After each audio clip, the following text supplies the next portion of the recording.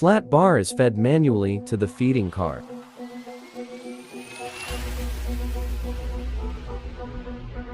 And the feeding car will send it to be welded automatically.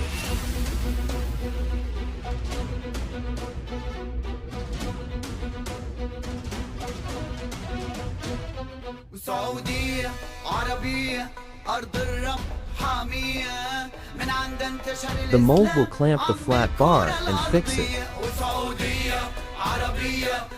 Let's see the top view working well.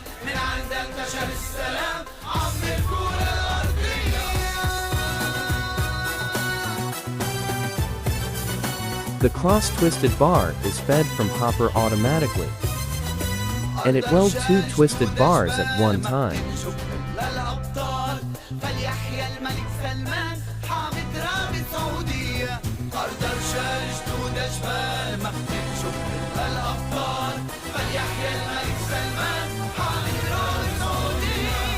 The pulling system is controlled by servo motor.